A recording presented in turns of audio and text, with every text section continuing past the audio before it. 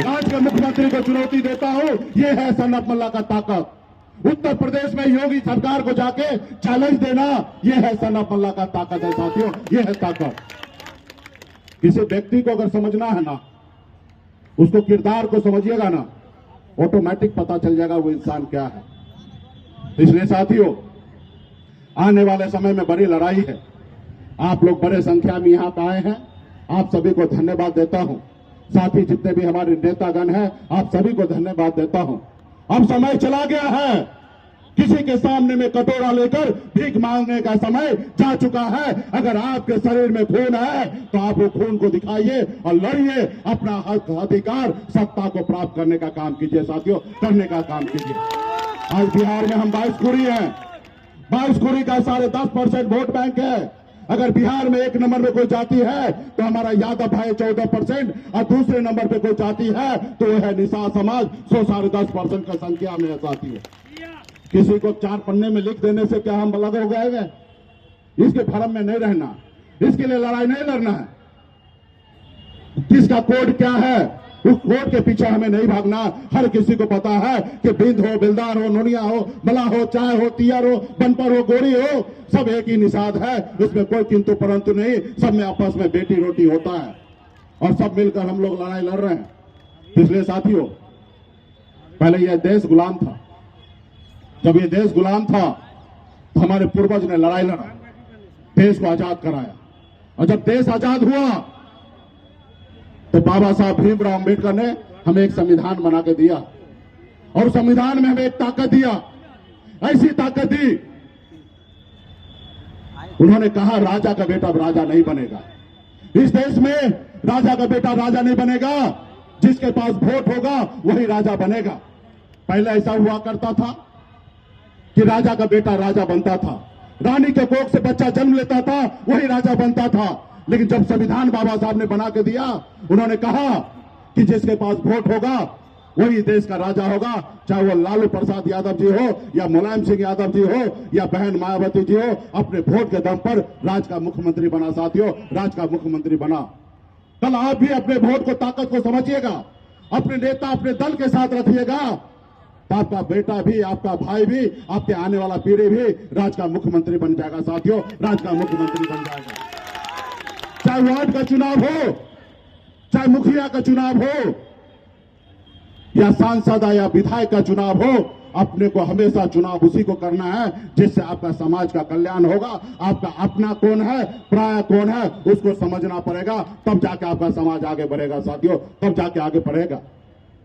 आज बिहार में हम इस मुकाम तक पहुंचे हैं, हमें किसी ने हमारा विरासत हमें नहीं दिया कि बाप दादा ने हमारे लिए पॉलिटिकल पार्टी बना के दिया। अगर दिए होते तो डायरेक्ट हम डिप्टी सीएम और मुख्यमंत्री बन जाते, लेकिन नहीं भी मिला। आज हमें संघर्ष करना पड़ रहा है। आज अगर हम संघर्ष करेंगे तब हमारे आने वाला पीढ़ी को बगैर संघर्ष किए हुए राज्य का मुख्यमंत्री बनेगा साथियों, जैसे तेजस्वी प्रसाद यादव बन गए। तो आने वाला समय में बहुत सी लड़ाई है। आप लोग आए इसके लिए बहुत बहुत धन्यवाद। एक होइए, आपस में लड़ाई नहीं लड़िए, आपस में कम ज्यादा होगा।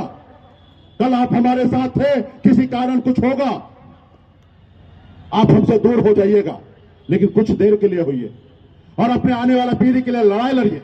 किसके घर में लड़ाई नहीं होता है, मियां बीवी में लड़ाई होता है, भाई भाई में लड़ाई होता है, लेकिन लड़ाई फिर आपस में सुलह होता है। हमें जैसे आपने निमंत्रण दिया, हमें बहुत खुशी हुआ कि आप हमारे अपने हैं। आपके हक अधिकार के लिए आप भी लड़िए, हम भी लड़ते हैं। अगर आप और हम लड़ाई लड़ते रहेंगे तो समाज बर्बाद हो जाएगा, क्योंकि हमसे लड़ने के लिए देश के प्रधानमंत्री हैं, हमसे लड़ने के लिए देश के गृह मंत्री हैं, हमसे लड़ने के लिए राज्य का मुख्यमंत्री हैं। और जब तक आप हमारे साथ रहिएगा, दुनिया का कोई ताकत नहीं है, कोई माई का लाल नहीं है कि सनत मल्ला को हरा देगा। जिस रोज आप हमारा साथ छोड़िएगा उसी रोज हम हारेंगे, वरना जब तक आप हमारे साथ रहिएगा, दुनिया का कोई ताकत नहीं कि मुकेश सहनी को हरा देगा साथियों। इसलिए हम सभी को एक साथ रहना है। आने वाला समय में जो आपका उद्देश्य है वो उद्देश्य पूरा करेंगे। हमारी एक नहीं लड़ाई है कि एक दो सांसद की लड़ाई लड़ना है, हमें अपना बिहार में सरकार बनाना है, हमें ऐसी शक्ति चाहिए कि दिल्ली में जिनकी भी सरकार बने वो हमारी बात माने।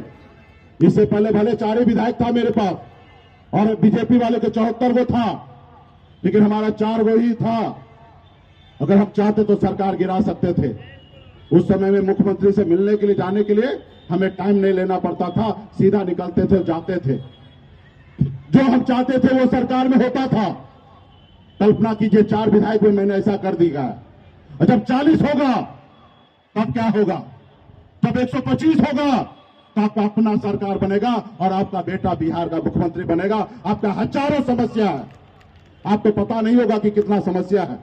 आप मुजफ्फरपुर में हैं, कटिहार में क्या समस्या है आपको नहीं पता होगा, भागलपुर में क्या समस्या है आपको नहीं पता होगा, बांका में क्या समस्या है आपको नहीं पता है, कैमूर में क्या समस्या है आपको नहीं पता है, लेकिन मुझे पता है। हर जिला में हजारों तरह की समस्या है। और यूं कह दीजिए पूरे बिहार में अगर कम समस्या है तो सिर्फ मुजफ्फरपुर में कम समस्या है, क्योंकि मुजफ्फरपुर पूरे बिहार का निषाद का राजधानी है। यहाँ पे समाज पहले से जागरूक है। आपके ऊपर उंगली उठाने से पहले बाकी लोगों को सोचना पड़ता है। आप पहले से समझदार हैं और उसके बावजूद भी आपको पता होगा कितने कष्ट के साथ जिंदगी जी रहे हैं। और जहां पे हमारा समाज समझदार नहीं है वहां पे क्या हाल होता होगा। वहां पे दिन दिखारे मार देता है और कोई सुनने वाला नहीं होता है कि उसके साथ क्या होगा। इसलिए साथियों, आपको और हमको सिर्फ अपने लिए नहीं सोचना है, हमें अपने पूरे निषाद समाज के लिए सोचना है, पूरे संपूर्ण बिहार के लिए सोचना है। अगर हमारे भाई उत्तर प्रदेश में है तो उनसे के लिए भी लड़ाई लड़ेंगे, ताकि हमें जरूरत पड़े तो वो भी बिहार में आके हमारी मदद करेगा। साथियों, जब हमें दिल्ली जाने की आवश्यकता पड़ेगा तो हमसे पहले उत्तर प्रदेश के लोग दिल्ली पहुंच जाएगा। तो हमें यूपी, बिहार, झारखंड में तीनों राज्य में एकता के साथ आने वाले समय में जाएंगे साथियों। अब मजबूती से लड़ाई लड़ते रहेंगे साथियों। इसलिए इस बार भी बहुत अच्छा था। और आपके पास तो वही नाव छाप है जिस नाव पे कभी आपके पूर्वज ने भगवान राम को पार लगाए थे। नाव वही है, केवट महाराज हम लोग हैं। हमारे नाव पे जो बैठेगा वही पार लगेगा आने वाले समय में। जो हमारे नाव पे नहीं बैठेगा वो नाव पार नहीं होगा साथियों, नहीं पार होगा। सिर्फ जरूरी है हम सभी को एकता के साथ रहना, अपने दल, अपने पार्टी के साथ रहने का। साथियों, आज भी मैं इतने बड़े मंच से मैं सभी से हाथ जोड़ के आग्रह करता हूं कि आपसे हमसे थोड़ी बहुत लड़ाई झड़ाई हुआ होगा। मैं आपसे आज भी आग्रह करता हूं, अगर आप निषाद का बेटा हैं, अगर आप दीपक हैं, तो दूसरे घर में उजाला मत दीजिए। अपने वीआईपी पार्टी में आइए, वीआईपी परिवार के साथ रहिए और आने वाला समय में निषाद का घर उजाला होगा, प्रकाश मिलेगा। और जब भी समाज को अगर कल्याण होना होगा तो सिर्फ एक ही विकल्प है, वो है वीआईपी पार्टी। ताकि वीआईपी पार्टी जिंदा रहेगा तो आने वाला समय में निषाद का बेटा सपना देख सकता है मुख्यमंत्री बनने का। अगर वीआईपी पार्टी नहीं होगा तो किसी को सपना देखने का कोई अधिकार नहीं है साथियों, कोई अधिकार नहीं है। क्योंकि 75 सालों से ऐसा नहीं हुआ तो आने वाले 75 सालों से नहीं होगा। अगर 2-4 विधायक बनाए या 40 विधायक बनाएंगे तो सिर्फ एक ही है, वो वीआईपी पार्टी है। वीआईपी पार्टी ही बना सकता साथियों, वीआईपी पार्टी बना सकता। इसलिए तमाम हमारे सभी नेतागण, सभी माता बहन को, सभी हमारे नेतागण को, सभी को बहुत बहुत धन्यवाद देता हूं कि आप सभी को मजबूती से हम सब आगे बढ़ेंगे और बड़ी लड़ाई लड़ेंगे साथियों। बहुत बहुत धन्यवाद।